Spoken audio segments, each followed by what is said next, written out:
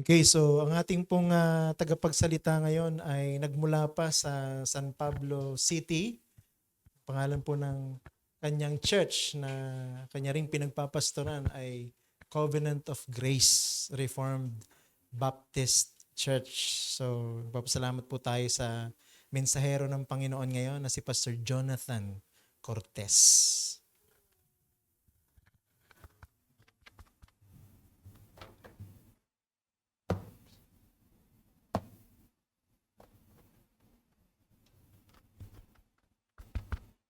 Isa po nga mapagpalang hapon po sa inyong lahat. Bago ko po simulan ang aking mensahe, gusto ko po muna pong bumati in behalf of Covenant of Grace Reformed Baptist Church. Kami po ay masaya, malugod at nakikigalak po sa inyong ikalawang taong anibersaryo. Ako po ay talagang masaya, parang proud dahil po dito sa, siguro pwede ko pong masabi yung pong inyong tatlong sunod na magagandang event, proud po ako na nandun ako lagi. From your covenanting, first anniversary, at ngayon po sa inyong second anniversary. So mukhang ako po ay mapipilitang every event dapat po ako ay narito dahil nasimulan po. Nasimulan. Actually, before po kayo mag-covenanting, ay kasama po kayo sa aming prayer dahil po nung nalaman po namin ang inyong situation at natuwa po kami na nagpo-form si Pastor Froy ng new church. Kami po ay secretly, dahil po tatatandaan ko po noon, panahon, matagal po kami hindi nakikita na ni Pastor Froy, and then out of nowhere, madalas siyang mag-chat sa akin at nahingi siya ng prayer request. Kaya nung malaman ko na kayo po ay nagpaplano na magtayo ng isang iglesia, ay agad po namin kayo ay pinanalangin. At ako po personally ay nagpapasalamat at sa ganung mga magagandang event na talagang ako po ay naniniwalang ito ay niloob ng Panginoon, ay nasasaksihan ko po at sana po ay magpatuloy yung tradisyon na yon. So maligayang anibersaryo po sa inyo pong lahat. Ang ibinigay po sa aking topic ni Pastor Froy ay Psalms 55 verse 22 at meron pong tema na sustained and never move. At loobin nawa ng Panginoon na sa hapon na ito ay ma-expound ko faithfully itong tema na ito na talagang hango at angkop faithfully na galing talaga doon sa teksto. Ang teksto na kung saan kinuha itong wala pala. Itong tema na ito ay actually ito isang sounds na isang awit na bunga ito ng pagdadalamhati. Ang author nito ay nag-express ng kanyang mabigat na karanasan. In short, siya ay nasa isang mabigat na suffering. At mamaya papaliwanag ko sa inyo at ipapakita ko na itong Psalms 55 starting from verse 1 hanggang 23, ito yung nagpo-progress. At ang pag-progress nito ay yung pag-express ng pain, distress, anxiety ni David. Kaya pagdating sa verse 22, ito yung culmination. Pagdating sa verse 22 ay kanyang in-encourage ang kanyang sarili to cast your burden. Yun po ay hindi niya hindi niyo sinasabi sa mga tao. May papaliwanag ko po sa inyo na yun ay sinasabi niya sa kanyang sarili. Cast your burden, meaning to say, sa kanyang sarili, sinasabi niya, ilagak mo ang iyong pasanin sa Panginoon. At yan po ang ating pag-aaralan sa hapon na ito. Bago po tayo magsimula, samahan niyo po akong manalangin. Aming dakilang Diyos at aming Ama, nagpapasalamat kami sa bawat araw ng Panginoon, sa bawat araw ng pagsamba, sapagkat ang araw na ito ay araw na kung saan nabubuksan ang bintana, ang durungawan sa pamamagitan ng inyong salita upang mamasdan at makita namin ang ganda ng inyong kaluwalhatian. At sa umaga po, sa hapon na ito, O Diyos, bagamat ang aming Psalms na pag-aaralan expresses pain, suffering, distress, hindi ito makakahadlang for us not to see how beautiful you are. That even in the midst of distress and anxiety, you remain beautiful. Kaya sa umaga pong ito, aming dakila at magandang Diyos, samahan mo po kami na makita namin ang katotohanan ito at pagyamanin niyo po ito sa aming mga puso at kami po ay inyong hamunin at tumugon ng angkop sa mga katotohanan amin pong mapapakinggan. Ang aming pong samo, ang aming iniluluhod, ang aming panalangin, o aming Diyos, luwalhatiin niyo po ang inyong pangalan. Itaas po ninyo ang inyong kadakilaan sa aming kalagitnaan na hindi masukat at kami po ay manghain ninyo sa hapon pong ito. Ito po ang aming dalangin sa pangalan po ni Kristo Jesus. Amen. Kung familiar po kayo kay C.S. Lewis, o siguro kapag sinabing C.S. Lewis ay ang agad din yung maalala ay Book of Narnia. Pero siya po ay isang Christian philosopher at siya po ay nagsulat ng isang aklat na Problem of Pain. At ako po, encourage ko kayo na somehow basahin ninyo yung kanyang mga ilang philosophical writings, especially itong Problem of Pain. Sisitas po ako ng isang line doon sa kanyang aklat na naisulat na ito. At ito yung sinabi po ni C.S. Lewis. God whispered to us in our pleasures, speaks in our conscience, but shouts in our pains. Ang sinasabi po dito ni C.S. Lewis, ang Diyos sa panahon ng ating kasaganahan, ay para tayong kanyang binubulungan, kino-comfort daw.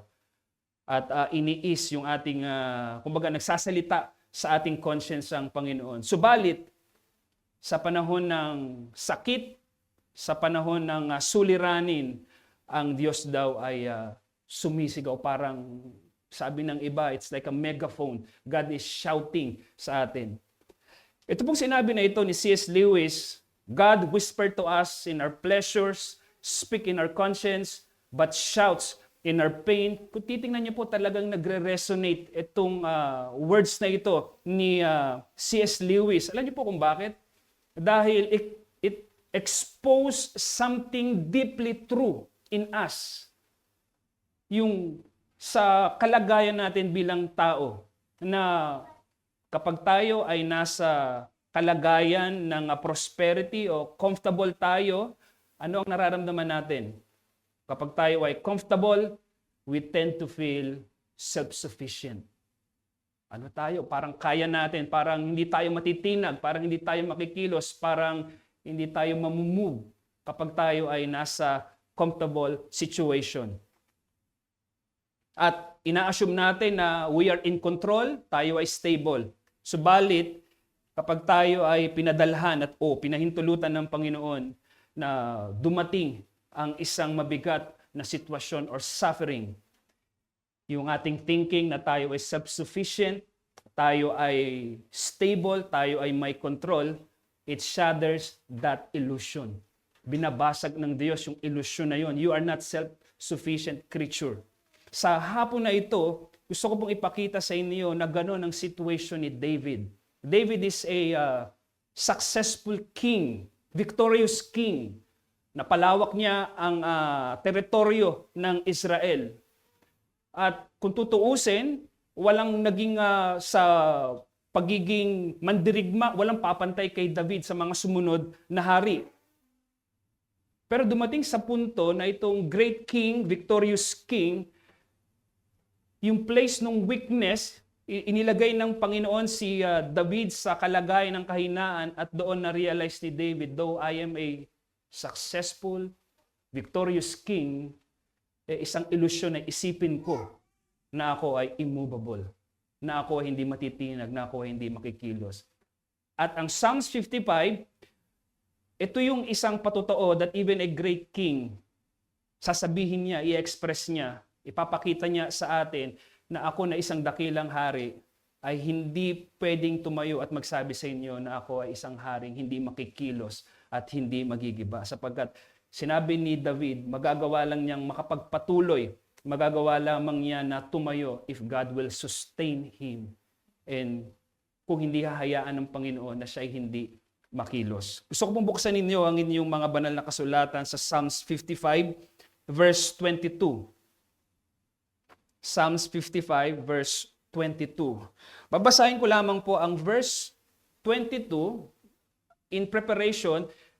Titingnan po natin ang kabuuan ng Psalms. But gusto ko pong habang ginagawa natin yun, gusto ko pong mag-focus tayo sa talatang ito. And as I expound verse 22, gagamitin ko po yung the rest of verses. From verse 1 hanggang 23. Psalms 55, verse 22. At kung naroon na po ang buong kongregasyon, inaanyahan ko pong ibigay nyo ang inyong buong pandinig sapagkat ito ang salita ng Diyos na hindi nagkakamali at walang pagkakamali. Cast your burden upon the Lord, and He will sustain you. He will never allow the righteous to be forsaken.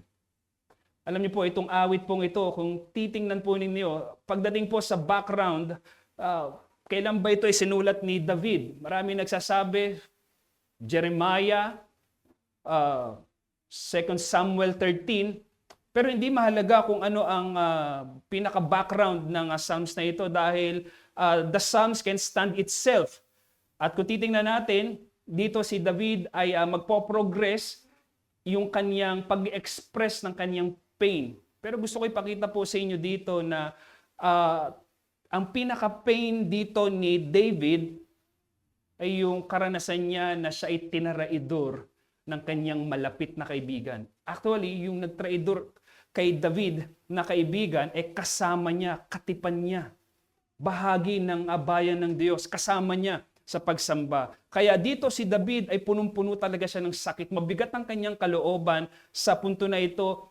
Tinaraidor siya, may banta sa kanyang buhay, to the point, maging yung city of God, Jerusalem, punong-puno ng korupsyon at ang cause ng korupsyon na yun, yung sasabog ng korupsyon sa city of God sa Jerusalem is yung nagbetray sa kanya. Kaya dito si David, talagang siya ay taong punong-puno ng pasanin, punong-puno ng sakit, napakabigat ng karanasan dito ni David. Kung titingnan niyo po yung ating talata, sinabi doon na ilaga, cast your burden. Yun po ay command. First and foremost, yun ay command ni David sa kanyang sarili. At ngayon magagamit natin yon because it is inspired word of God. Pwede nating sabihin at dapat nating sabihin dahil ito ay salita ng Diyos, yun ay command ng Diyos sa atin na ilagak natin ang ating pasanin sa Panginoon. That's the command. Hindi po yun optional. Hindi po pag-iisipan, kailangan ko bang ibigay sa Diyos ang aking pasanin? Hindi ito pinag-iisipan, hindi ito under negotiation, hindi kailangang humingi ka pa ng sign. It is a command. Ipapaliwanag ko mamaya yung word na burden, yan ay decisive act, mabilisan na gawa ng isang mananampalataya na dapat niyang ilagak sa Panginoon ang kaniyang pasanin. At kapag tinignan ninyo yung verse 22, yung command na ilagak nyo ang inyong pasanin, actually meron dyan dalawang promise. Kaya yung paglalagak ng iyong pasanin sa Panginoon is very encouraging dahil merong dalawang siguradong pangako ang Diyos. He will sustain you and He will never allow the righteous to be moved. Kaya angko po ang inyong tema na sustained and never move. Yan ang pangako. Ngayon gusto ko pong hatiin sa apat itong mensahe na ito, sustain and never move. Na-mention kanina po ni Pastor Proy na nagti 3 points daw po siya kasi usually 2 points lang. Medyo anniversary niyo po kasi kaya binigyan ko po ng dinagdagan ko ng isa pang anniversary po yung isang puntos na yon. So meron pong apat na bagay. Gusto ko pong tingnan natin ito in a progressing way. Gusto ko pong mag-build sa pinakapundasyon hanggang makarating tayo doon sa dalawang promise. Ngayon, ito pong apat na ito. Una, titingnan po natin, ang pasanin ng mga awit. The burden of the psalmist. Yan ang una nating titingnan. And then secondly, ang ating pasanin ay hindi labas sa soberanong pamamahala ng Diyos. Our burden is not outside God's sovereign providence. And thirdly, ang paraan ng paglalagak ng ating pasanin sa Panginoon, the act or the way or how paano natin ilalagak ang ating pasanin sa Panginoon. And fourthly, ang pangako para sa mga naglalagak ng kanilang pasanin. Yung apat na yan ay titingnan po natin and praying na ito po ay maipaliwanag ng maayos sa atin sa hapon na ito. Una, ang pasanin ng mga awit, the burden, yung pasan ng mga awit na ito na kanyang tinataglay. Kailangan po muna nating unawain dito yung ginamit na salita ni David. Again, ako po ay naniniwala na hindi lamang po yung thoughts, even individual words are inspired ng Panginoon. So mahalaga na tinitingnan po natin ang bagay na ito. Kaya kung kukunin natin yung salitang pasanin sa talatang 22 verse 22, yung pasanin na yan, actually yan ipinaliwanag, ipinakita, ibinulalas ni David starting from verse 1 to verse 21.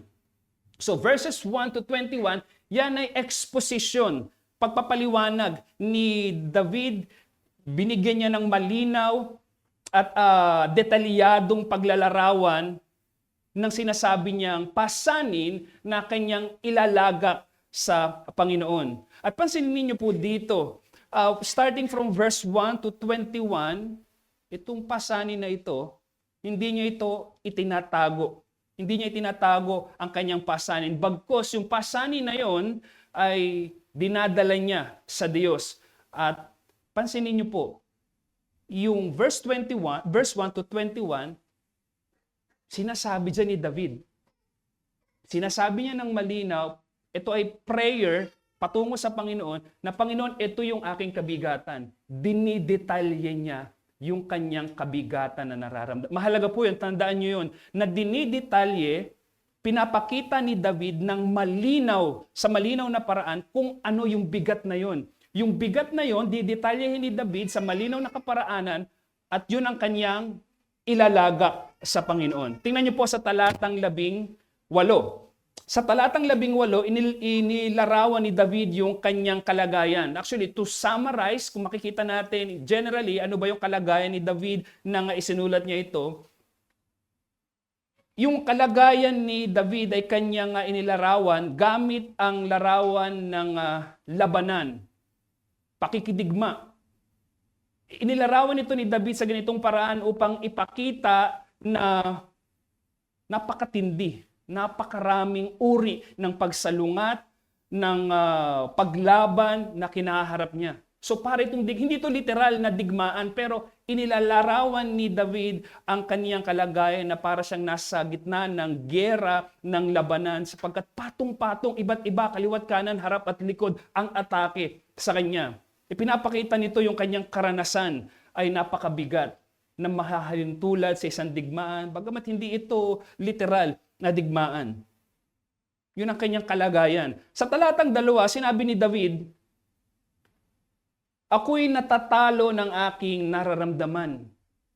So kung ano yung kanyang nararamdaman, yun ang nangingibabaw sa kanya. Yung kanyang nararamdaman, yun yung kumbaga nagko-consume na nangingibabaw sa kanya. Ipinapakita nito na yung nararamdaman ni David, yung kanyang isipan, yung kanyang damdamin ay magulo, hindi ito payapa, magulo, maraming iniisip, taranta, at yun ang nangingibabaw sa kanya. So hindi kampante si David dito, magulo ang kanyang isipan, at yun ang ganong damdamin ang nangingibabaw kay David sa panahon na ito. Kaya sabi ni David sa talatang 2 sa huling bahagi, ako'y dumadaing. Ang ibig sabihin nito, binubuhos ni David ang kanyang paghihirap, ang kanyang panloob na kaguluhan. Sinasabi ni David ang kanyang nararamdaman at ito'y dinedirekta niya sa Diyos. Kung titingnan po ninyo, bakit may ganitong damdamin si David? Magulo, hindi payapa. Ang dahilan po nito ay nasa verse 3. Yung pagsugod, yung kanyang mga kalaban. Meron siyang mga kaaway. Pagdating sa verses 4 to 5, si David dito ay nahaharap sa isang, kung titingnan niyo po at babasahin niyo yung verses 4 to 5, nahaharap si David sa banta ng kamatayan. So meron siyang death threat. hindi ka magiging talagang payapa kapag may ganitong banta ng may banta sa iyong buhay. Meron diyang banta ng karahasan, siya ay meron siyang kaalitan, may mga taong masasama, talagang hinahabol siya ng kaguluhan, hinahabol siya ng mga taong mahilig o kumbaga ang hinahanap ay pangwasak. So pinapakita nito dito po sa verses 4 to 5, ang nangingibabaw kay David ay hindi kapayapaan, ang nangingibabaw kay David ay takot at magulong isipan. Yun ang nangingibabaw kay David sa panahon na ito. At dapat po nating maintindihan yung bagay na yun. Napakahalaga noon.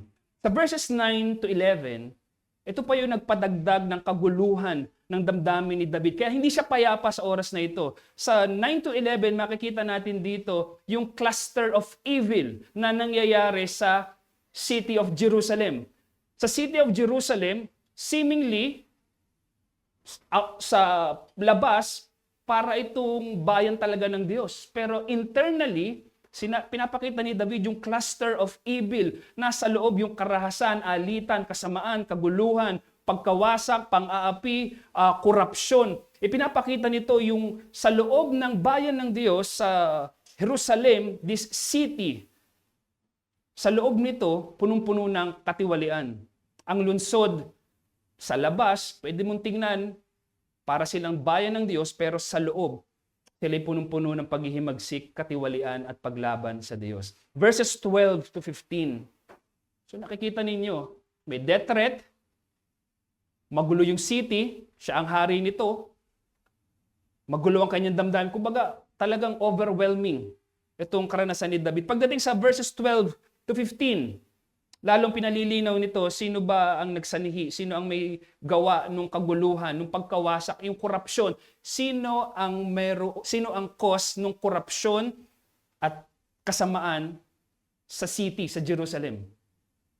Ipinakita rito na ito yung kaniyang mga malalapit na kaibigan, kasama niyang sumasamba, mga nasa loob ng bayan ng Diyos. So ayan ang karanasan ni David. Ayan yung pain. Ayan yung burden. So hindi ito isang utang na meron kang utang na 1,000, yan ay naniningil. Ay Panginoon, ito po yung aking kabalisan. Hindi po ito ganoon. Hindi ito simpleng problema. Death threat. Yung city, punong-puno ng kasamaan. Tinaraidor siya ng kanyang malapit na kaibigan.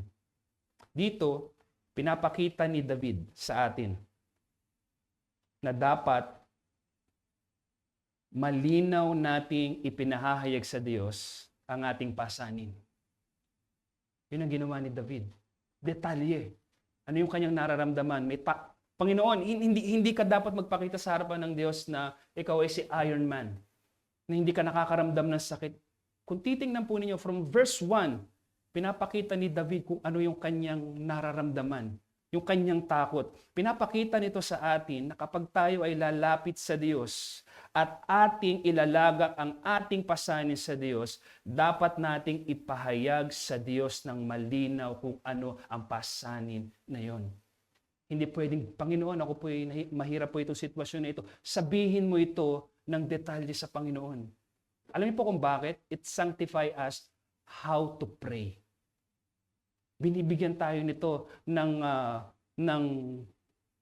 banal na paglakad sa Panginoon. Pinapakita nito na ang ating panalangin kapag tayo ay lumapit sa Diyos tungkol sa ating sakit na nararamdaman, takot, paghihirap, ito ay hindi dapat malabo. Ito ay dapat malinaw na pinapahayag natin sa Diyos. Kasi kung nais mong ilagak ang iyong pasanin sa Panginoon, kung gusto mo itong ilagak, magsalita ka ng tuwiran sa Panginoon. Sabihin mo ang iyong nararamdaman, ang iyong kinatatakutan, ang iyong kinababagabag. Sabihin mo ito, yun ang itinuturong una dito sa atin. Huwag mong itago, huwag mong kimkimin, anuman yung sumasakit sa iyo. Ang pinapakitang katotohanan nito sa atin, bilang mga mananampalataya, ang unang hakbang ng paglalagak ng ating pasanin sa Panginoon, binubuksan natin ang lahat sa Panginoon. Hindi ko po alam, pero ako po ay nakaranas na ako'y naghanap talaga ng tao na may kailangan akong pagbuksan ng aking problema, ng aking kinahaharap na problema. At kapag ito'y nasabi ko, gumagaan yung aking pakiramdam. At nakakagaan mas lalo dahil yung aking kausap ay nabibigyan ako ng payo. Alam niyo po, sa ganung diwa ay parang ganoon, pero mas higit pa kung bubuksan natin ang lahat sa Panginoon. Dahil alam po ninyo, kapag binuksan natin ang lahat sa Panginoon, ang Diyos po ay nakikinig. Siya po ay Diyos na may tunay na malasakit. Kaya ang hamon po dito sa atin, hindi itinanggi ni David na siya ay nabibigatan. Hindi siya nagpapakita externally sa panlabas niya na siya ay hindi nasasaktan o hindi nabibigatan. Ang tunay na pananampalataya ay hindi po nagtatanggi ng sakit, kirot, takot at paghihirap. Na sa ating panahon ngayon, it is a sign of weakness kapag nagsasabi ka at nagpapakita ka at pinapakita sa mukha mo na ikaw ay mahina. Alam niyo po, sa ating panahon ngayon, there is no place for weakness. And I will encourage you, read Michael Horton's book, Place of Weakness. Dahil sa buhay ng mananampalataya, there is place for weakness dahil doon natin nakikita may sufficiency. Ang aking kasapatan ay nasa Panginoon.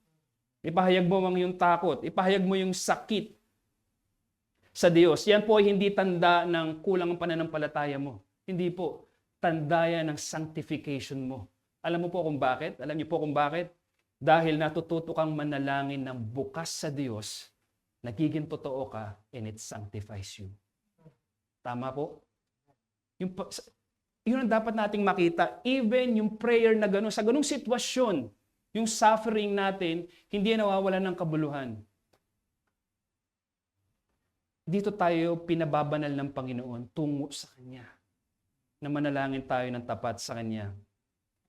Pinapakita nito sa atin na napakahalaga na tayo ay magsalita ng tuwid, magsalita tayo ng tapat sa ating Panginoon. So yan yung burden. Yan yung burden na ilalagak ni David at siya ay nagsimula saan? Nagsimula siya kung saan dapat magsimula. Detalyihin ko sa Diyos, ibubuhos ko. So yan ang pasani ng mga awit. Ikalawa, ang ating pasani na hindi labas sa soberanong pamamahala ng Diyos.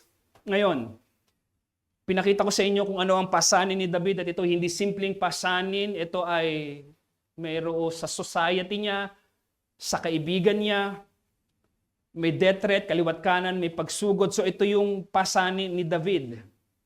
At pansinin niyo po dito, yung salitang pasanin, actually ang ginamit dyan na salita ni David. I-mention ko lamang po para at least makita natin na significant yung ginamit na salita ni David na pasanin. Yan po ay sa Hebreo, yan po ay Yehab. At yan pong salitang yan, sa pinakamabilis na pagkaunawa, yung salitang pasanin na ginamit dyan ni David sa Hebreo, yan po ay may kahulugan na isang bagay na ibinigay o isang bagay na ipinataw sa isang tao. So yung pasanin ni David, ipinapakita nito na yung pasanin ni David from verses 1 to 21 ay isang bagay na ipinataw sa kanya, ipinasan sa kanya. Sa ibang salita, pinahintulot o ibinigay sa kanya sa pamamagitan o sa ilalim ng soberanong pamamahala ng Panginoon. Ang pinapakita po dito, ang pasanin ni David na kanyang ibibigay sa Diyos, ang pasanin na nagpapahirap sa kanya, ang pasaning nagpapagulo ng kanyang damdamin, ang pasanin na nagtatanggal, nag-aalis ng kanyang kapayapaan, ito palang pasanin na ito ay ibinigay o ipinahintulot ng Diyos. Ibinigay sa ilalim ng soberanong pamamahala ng Diyos. Ibig sabihin, hindi ito bunga ng pagkakataon, hindi ito isang bagay na control na tinatawag na yan ang kapalaran, hindi po. Hindi ito basta nagkataon o wala o labas sa pamamahala ng Diyos, kundi tinitingnan ni David, bagamat ito'y masakit, bagamat ito'y mabigat, nag-aalis ng aking kapayapaan, ito ay nangyayari sa ilalim ng soberanong Diyos at aking hari sa kanyang pamamahala. Nasa ilalim ito ng pamamahala ng aking soberanong Diyos. Kaya nang gamitin ni David itong salitang ito na pasanin o pasanin, na pinapakita niya ito ay hindi labas. Ito hindi labas sa pamamahala ng Diyos. Ito kanyang, alam niyo, kung titingnan po natin yung literal, parang sinasabi ni David, ito pinagkaloob ng Diyos. Ngayon, kinikilala ni David, kinikilala niya na ang kanyang pasanin ay isang bagay na pinagkaloob ng Diyos. Sa madaling salita, kontrolado ng Diyos, pasan ng Diyos. I mean, yung pinapasan ni David ay pinahintulutan, pinamamahalaan ng Diyos. Pinapakita nito na gaano man kasakit ang kanyang nararamdaman, hindi niya ito tinitingnan sa pananaw na labas ang Diyos o walang kontrol ang Diyos. Kaya si David, ibibigay niya ang kanyang pasanin sa kanya na mayroong soberanong pamamahala o kontrol sa mga pasanin na yun.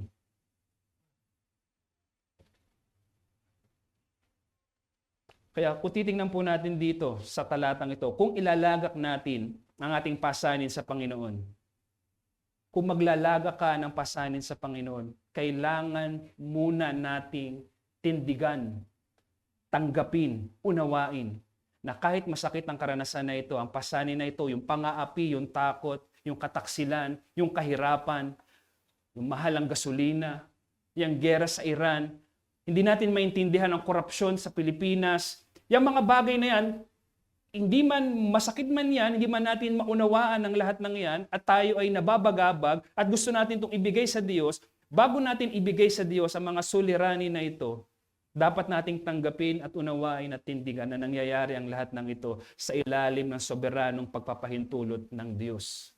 At ito ay matalino, at ito ay puno ng karunungan, at sa likod ng, ito po yung pinakamabigat na dapat tanggapin, na hindi kayang tanggapin na hindi mananampalataya. Sa gitna ng pinagpagpapahintulot ng Diyos ng gera sa Iran, ang nagpahintulot niyan sa likod niyan ay may kabutihan. Hindi nga lang natin nakikita dahil kapos ang ating pangunawa, pero ako'y titindig sa inyo ngayon sa harapan na ito. Bagamat yung gera na yan ay nagbubunga ng kahirapan sa maraming bansa, sa likod ng Diyos na nagpahintulot niyan, nananatiling mabuti ang Diyos na nagpahintulot niya. Kaya anumang pasanin ang meron ako, ito ay masakit, ibibigay ko sa Kanya ito. Dahil siya ang nagpahintulot, siya ang may kontrol, siya ang may pamamahala ng mga bagay na ito. Kaya kung ang Diyos ay hindi soberano at hindi mo titingnan na nasa ilalim ito ng Kanyang pamamahala, walang kabuluhan na ibigay mo sa kanya yung pasanin na ito. Baka siya rin, hindi niya to kayang solusyonan kung hindi niya to control. What drives David to cast his multi-layer burden, tinitingnan ni David, ito ay nasa ilalim ng mabuti, marunong, na soberanong pamamahala ng Diyos. Kaya kung ano man ang nangyayari sa loob ng ating iglesia, maaaring ito ay talagang masakit. Meron tayong mga kapatirang nagpapakita ng unfaithfulness, meron tayong mga kapatiran na nahuhulog sa kasalanan, may mga churches na dumaraan talaga sa mabigat na desisyon. Ang lahat ng ito, mga kapatid, huwag natin natuntingnan na labas sa pamamahala ng Panginoon. Lahat ng ito ay nasa Kanyang pamamahala. At dapat tayong itulak tayo ng katotohanan na yon, ibibigay ko to sa Diyos. Dahil ang Diyos, siyang ang Diyos na nagpahintulot nito, ang Diyos na kayang mangibabaw sa sitwasyon na ito. Kaya, naunawaan man natin o hindi, bakit pinahintulutan ng Diyos na mangyari ito? Mabigat, masakit,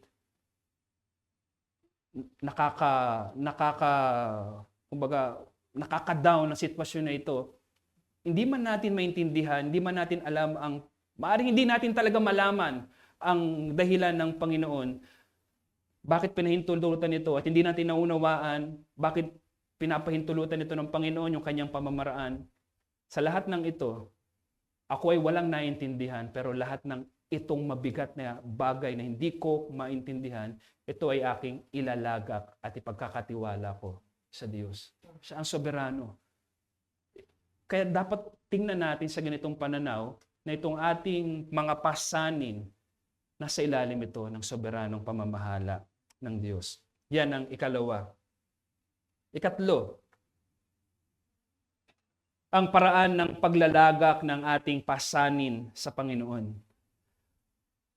Nung ibinigay ito sa akin ni Pastor Roy, itong text na ito, dahil yung ibigay mo yung pasanin sa Diyos, it's abstract. Hindi naman tayo nagbibigay ng literal libro o aklat o isang bagay na ibibigay mo. God has no form, has no body, hands, at ang suliranin ay immaterial. So paano mo ibibigay? Ang hirap. Sabi ko, ang hirap paano mo ilalagak ito? But yung act of casting your burden to the Lord, yun po ay hindi literal. Yun po ay, kumbaga, figurative expression. It is an act of faith na nagtatras ka, pinagtitiwalaan mo ang Diyos sa sitwasyon na ito. At huwag niyo pong i-misinterpret ito, sasabihin ko na, kumbaga, aalisin mo na yung anxiety sa iyong puso, ano man ang mangyari, ano man ang ibunga. Ngayon, to expound, yung paraan po ng paglalagak sa Panginoon, sinabi dito sa ating talata, cast your burden upon the Lord, ilagak mo ang iyong pasanin sa Diyos. May nabuong isang catchy phrase at masyado na itong cliche at ito ay hanggang ngayon ay naimamayday pa ng marami. Ngayon, uso na nga sa messenger yung thoughts. Minsan nakita ko ito sa thoughts, kaya naalala ko na ilagay ko dito. Yung let go and let God. When you cast your burden upon the Lord, hindi ibig sabihin po niya, let go and let God. Dahil ang ideya po ng let go and let God, ito yung kaisipan na nagtuturo po na pagiging passive. Parang ganito, parang hinihintay mo kung anong gagawin. Ibibigay mo yung iyong pasanin sa Diyos at hintayin mo na lang. Wala kang gagawin, hintayin mo kung ano yung gagawin ng Diyos.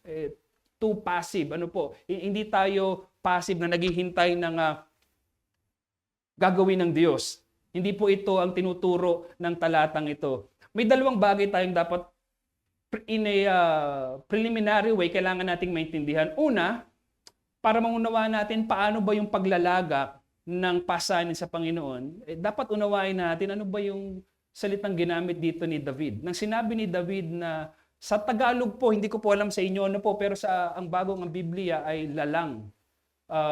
Sa iba ay ilagak, siguro mas magandang gamitin yung ilagak kaysa po doon sa ibang translation na lalang, masyadong malalim, or cast, ilagak. Yung salitang pong yan po ay shalak sa Hebreo. At ang salitang pong yan ay nangangahulugan kapag sinabing ilagak or cast your burden. Ito po yung nangangahulugan na ihagis o alisin ang isang bagay ng mabilisan.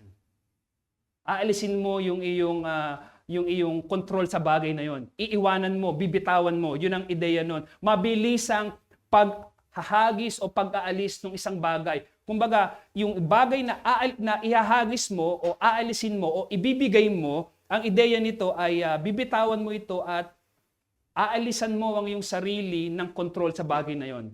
Kung yun may bagay mo, aalisin mo yung claim mo doon sa bagay na yon. Yun ang ideya ng ginamit na salita dito ni David.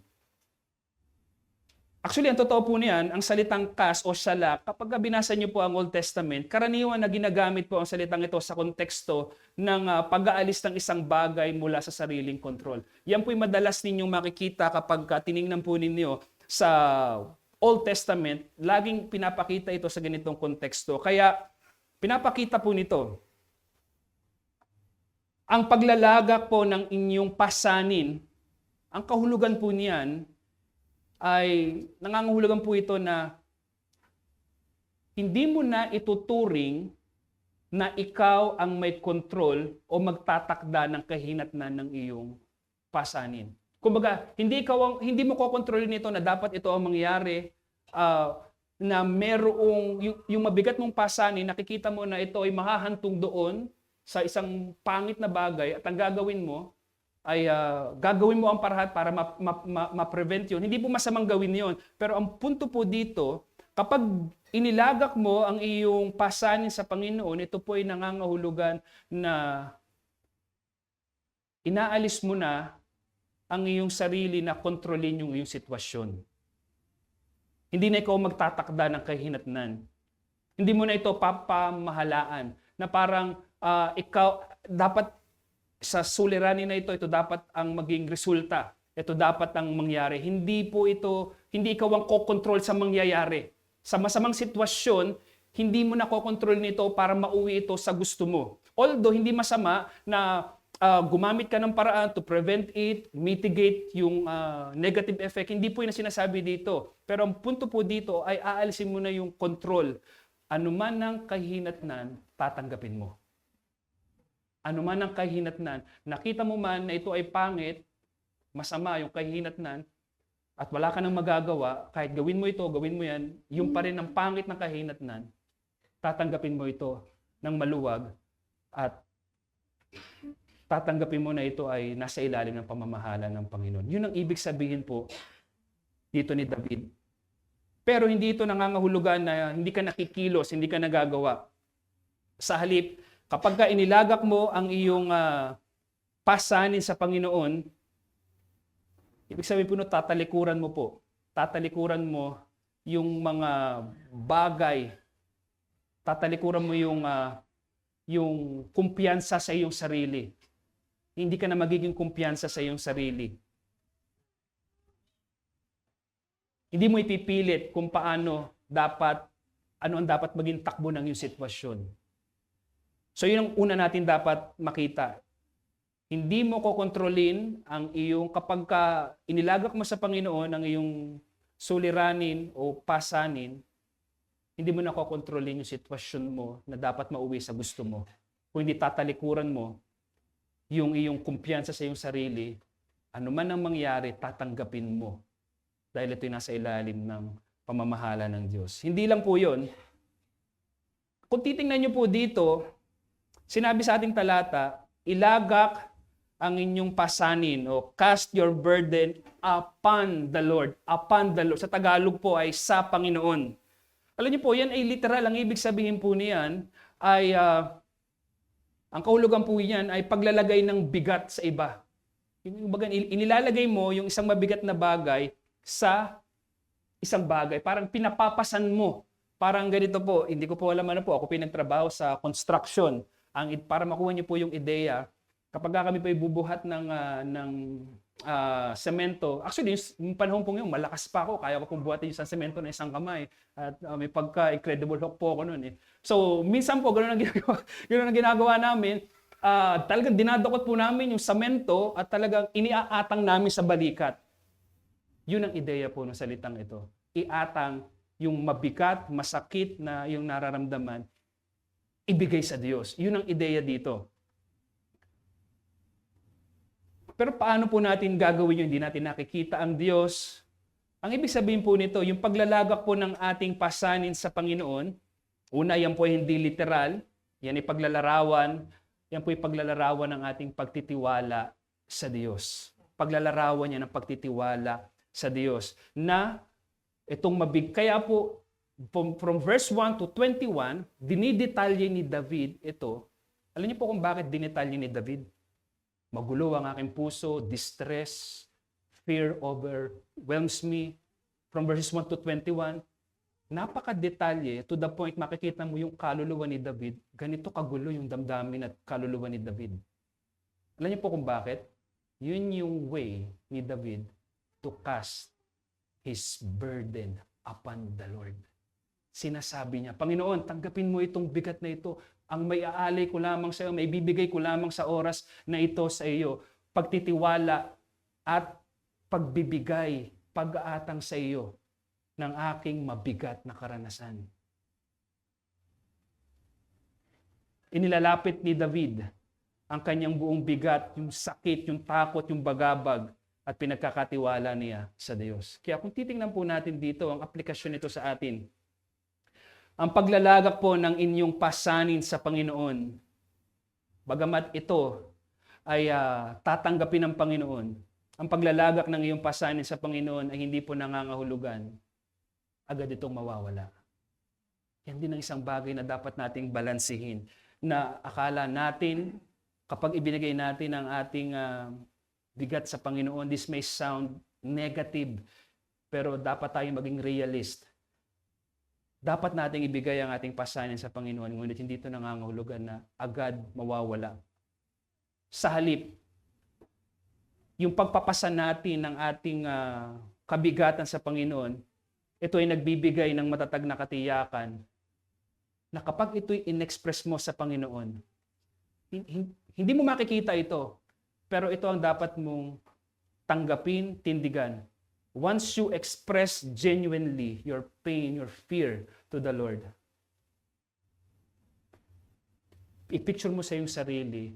Ito i-picture lamang po ninyo, pero hindi ito yung literal na nangyayari. But for us to understand, dinadala yun ng Panginoon, tinatanggap niya yun. Sige anak, sabihin mo sa akin, ano ba yung sakit mo? Kinukuha yan ng ating Panginoon.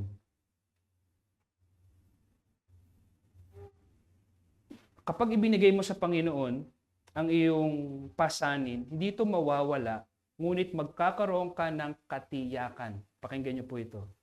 Magkakaroon ka ng katiyakan that you can go through. Malalampasan mo yung sitwasyon na yun dahil yung iyong burden na pinagkatiwala sa Panginoon, all throughout that pain, suffering, and fears, He will sustain you. Hindi po ito nangangahulugan na aalisin ng agaran. Actually, papakita ko po sa inyo mamaya, ang pangako is not removal of pain, not removal of suffering. Let us be realist. The great promise and comfort ng text, He will sustain you all throughout your suffering, sa lahat ng iyong karanasan. Kaya po ang paglalagak ng ating pasanin sa Panginoon ay hindi po dapat magdala sa atin sa kawalan ng pagkilos, yung let go and let God.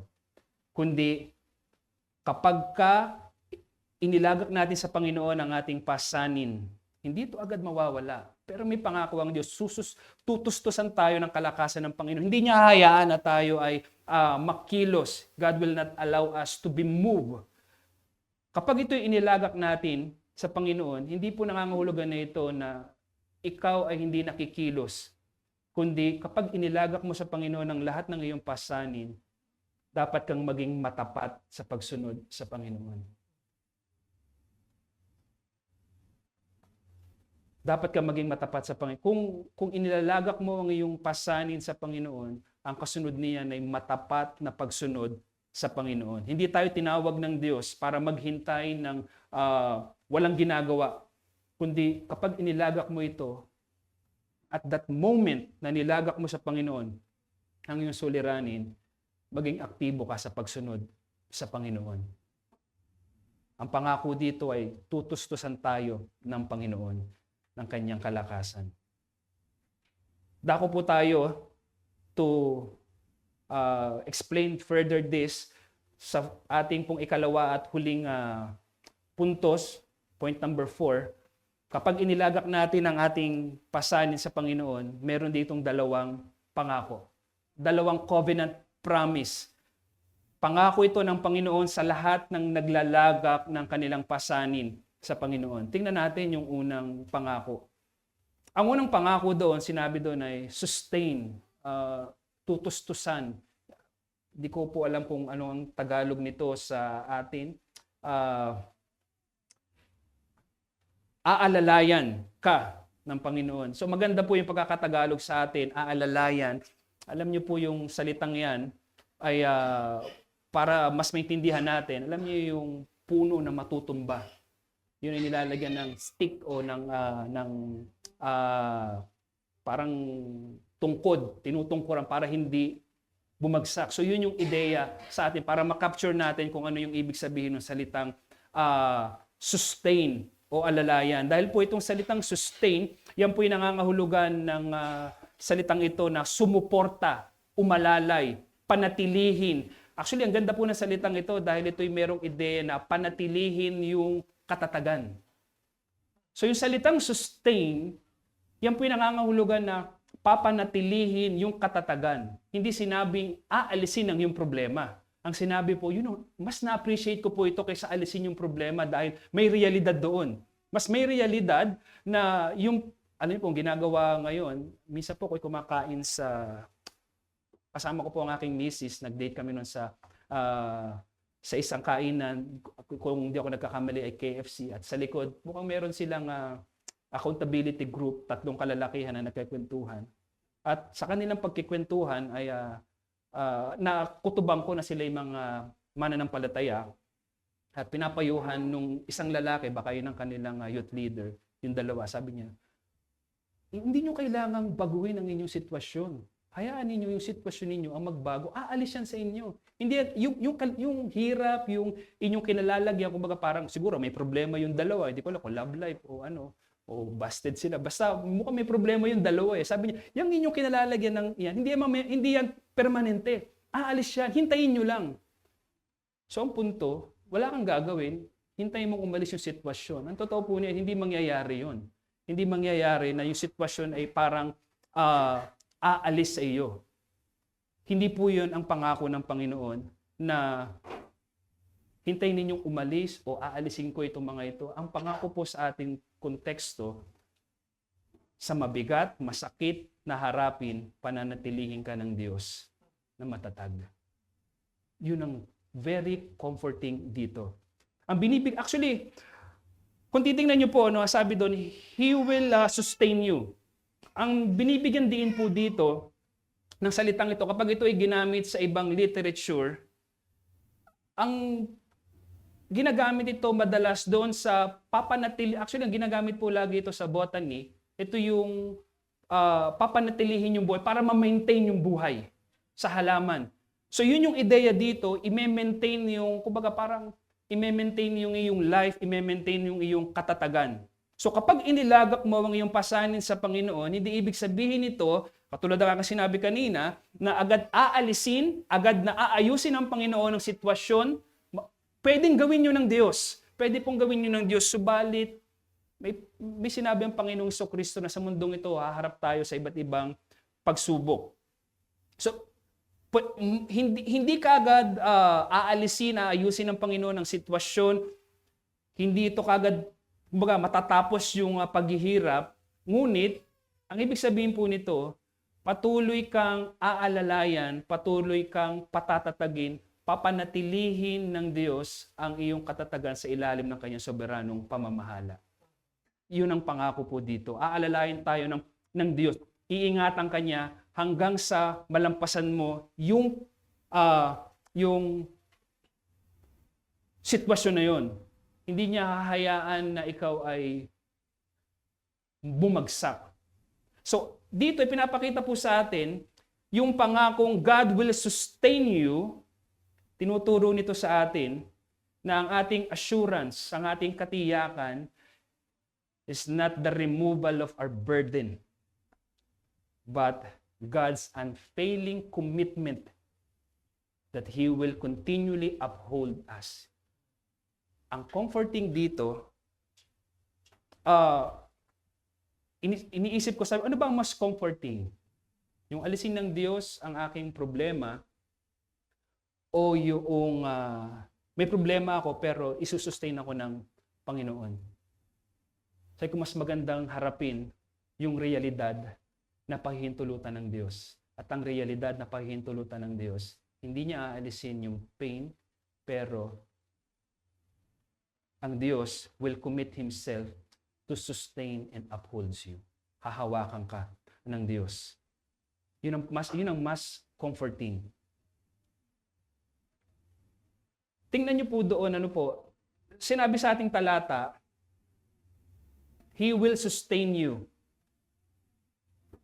Sino yung doer nung action na isusustain? Hindi sinabi ng ating talata, cast your burden upon the Lord and He will send help. Hindi, Ang sinabi ng talata, He will. So, ibig sabihin, it is God Himself who will sustain you. Kumbaga po, parang pinapakita rito ng Diyos na personally, immediately, actively, isusustain ka ng Panginoon. Siya mismo. Gusto ko po ma-appreciate nyo po yung maliit na katotohanan na yon na maaaring maslip sa ating pagtingin na ang Diyos mismo yung magsusustain sa iyo. Nasa gitna ka ng suffering, ito yung larawan. Parang ang Diyos sa kanyang trono, parang bumababa para alalayan ka. Siya mismo, hindi siya magsusugo ng anghel. Hindi siya tatawag ng isang tao, uy, alalayan mo ngayon. Hindi. Ang Diyos mismo. Sa pamamagitan ng Espiritong nananahan sa atin. Ang Diyos mismo. Siya mismo ang mag-maintain ng ating katatagan. Pinapakita po nito na ang Psalms 55 verse 22, tinuturo nito sa atin, hindi dapat nating sukatin ang presensya ng Diyos sa pamamagitan ng absence of trial. Hindi natin pwede sabihin na wala akong trial ngayon, mas malapit ang Panginoon. Hindi po. Mas matakot ka pag wala yun. Baka masyado kang nakukomfort sa maling bagay. Pero yung measure of God's presence ay hindi po absence of trial. Kung hindi po yun, in the presence of trial, you are persevering. Yun ang aking sasabihin sa inyo na best assurance na ang Panginoon ay kasama nyo. Na ang Diyos mismo ang nagsusustain sa inyo. So yung pong ating tema na sustain and never move, kapag tinignan ninyo that God Himself, ang Diyos mismo, ang magsusustain sa inyo, mas ma-appreciate po ninyo yung inyong tema. Hindi siya magsasend ng help. Ang Diyos mismo. To the point, gusto ko pong sabihin po sa inyo, hindi, ang ipoprovide na strength ng Panginoon ay hindi yung parang meron siyang wand at abracadabra, kalakasan sa iyo. Hindi ganon. Hindi ganon ang gagawin ng Panginoon. Hindi niya iwiwigil yung kanyang kamay at bibigyan kanya ng kalakas. Hindi ganon. Himself. Siya ang magiging strength mo, ang Diyos mismo, dahil sa pananahan ng Espiritu ng Diyos sa atin. Yung ikalawang promise, at dito na po ako magtatapos. Ang sabi po doon sa ikalawang pangako, na sa lahat ng mga naglalagak ay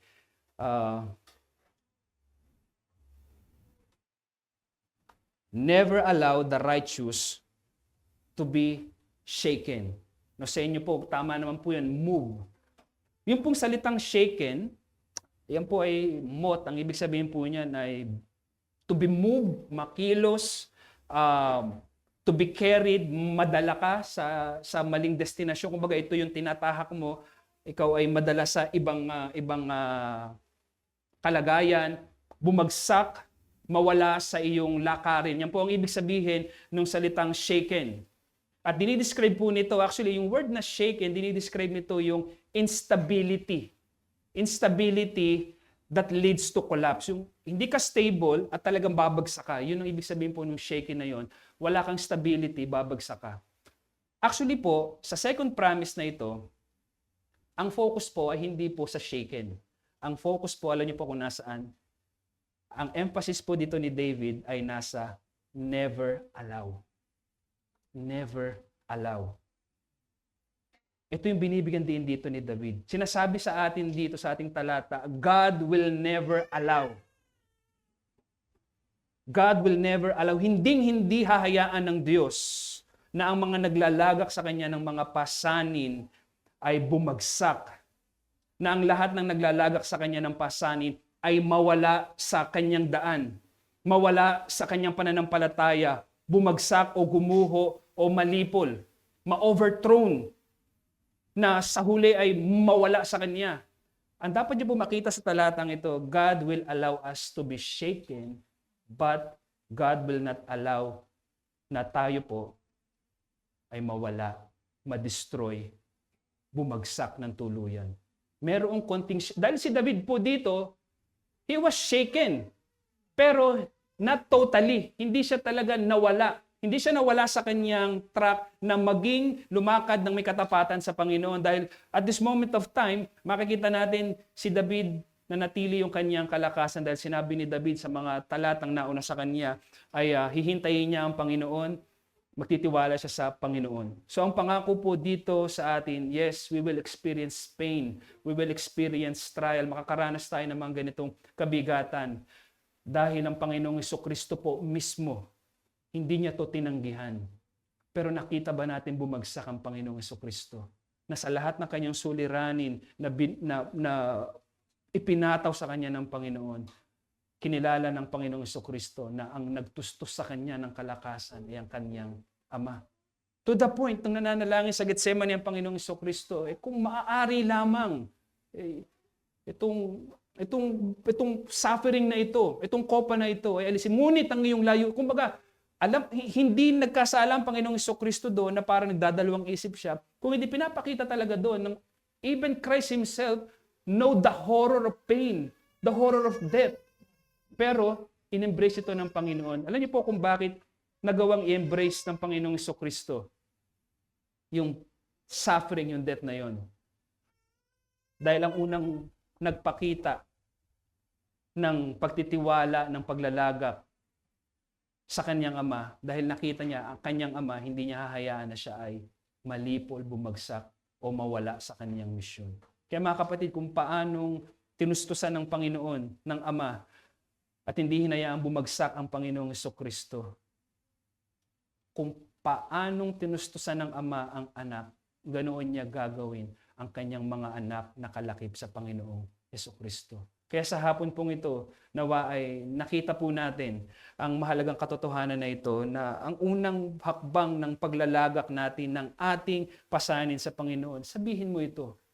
Huwag kang magsalita ng kung ano-ano. Detalyihin mo ito sa Panginoon because it will sanctify us how to pray.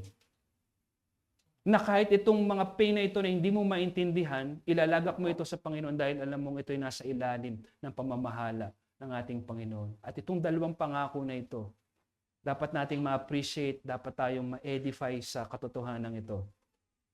Itong dalawang pangako na ito, na ang Diyos mismo ang magpapalakas to the point na ang Diyos mismo ang ating kalakasan. Kaya kung ang Diyos ang magsusustain, ang magiging ating kalakasan, binigyang diin ng awit, hindi maaari. He will never allow His servant, His people, to be moved o bumagsak o mawala. Tayo po ay manalangin. Aming Ama, sa oras pong ito, gusto naming ipahayag ang aming lubos na pagdepende sa inyong biyaya.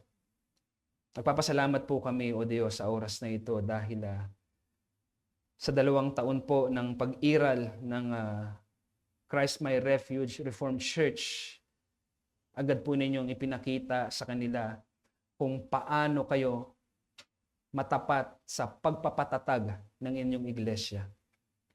Na maaaring dumaan ang iglesyang ito sa mabigat na harapin at suliranin, subalit ipinakita po ninyo na sa kabila ng mga suliranin na yon, kayo mismo magpapatatag.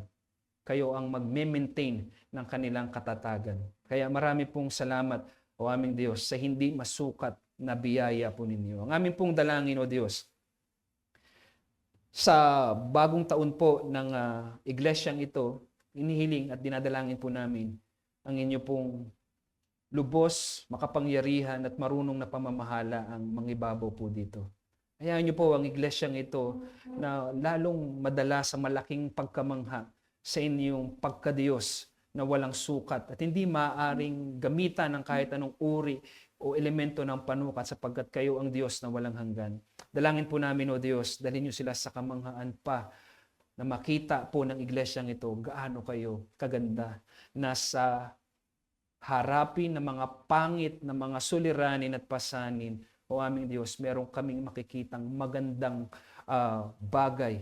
Ito po ay inyong kaluwalhatian. Na maging ang mga pangit na sitwasyon o pasanin, hindi nito kayang takluban ang kagandahan ng inyong pamamahala, ang kagandahan ng inyong kapangyarihan, ang kagandahan ng inyong biyaya. Kaya sa oras pong ito, dalangin po namin, pagpalain niyo po ang iglesyang ito. Ito po'y makapag-akay, makapagdala ng maraming mga kaluluwa sa inyo pong harapan. Kasangkapanin niyo po ito, O aming Diyos, na makapag-akay ng mga kaluluwa. Dinadalangin din po namin, Panginoon, ng pastor na inyo pong itinayo sa iglesyang ito. Bigyan niyo siya, Panginoon, ng hindi matitinag na pananampalataya. Bigyan niyo siya ng kalakasan. Bigyan niyo siya ng malakas na tuhod at paa na tumindig sa katotohanan po lamang. Bigyan niyo siya, Panginoon, ng malawak, malalim na pagkaunawa sa inyong salita upang ang iglesyang ito ay matuto, Panginoon. Upang ito ay madala, Panginoon, sa pagkamangha sa inyong kaluwalhatian at kapangyarihan. Dalangin namin, O Diyos, dalhin mo ang iglesia pong ito sa katapatan. At iparanas niyo po, Panginoon, sa iglesyang ito na kayo ang Diyos na magsusustain at mararanasan po nila, Panginoon, na kapag kumilos kayo sa mabiyayang kaparaanan, maaari silang makaranas ng sakit, ngunit hindi sila babagsak. Magpapatuloy silang lalakad ng may katapatan sapagkat kayo, O Diyos, ang kanilang kalakasan, kayo ang aalalay. Ipakita niyo po, O Diyos, ang inyong walang sukat na kapangyarihan at walang sukat na biyaya sa iglesyang ito. Maraming pong salamat. Kulang, O Diyos, ang aming mga salita para maluwalhati kayo. Subalit, nais naming itaas kayo kahit nasa kapos na kaparaanan na magagawa namin. Kayo ang aming banal na Trinidad na Diyos, ang Ama, ang Anak at ang Espiritu Santo na nagkakaisa, isang pagka-Diyos. Tinataas at niluluwalhati po namin kayo ng walang hanggan. Sa pangalan ng aming Panginoong Jesucristo, ito po aming dalangin. Amen.